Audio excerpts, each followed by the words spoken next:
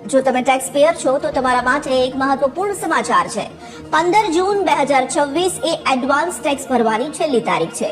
જો તમારી વાર્ષિક ટેક્સ જવાબદારી 10,000 રૂપિયાથી વધુ છે તો સમયસર ટેક્સ ભરવો જરૂરી છે।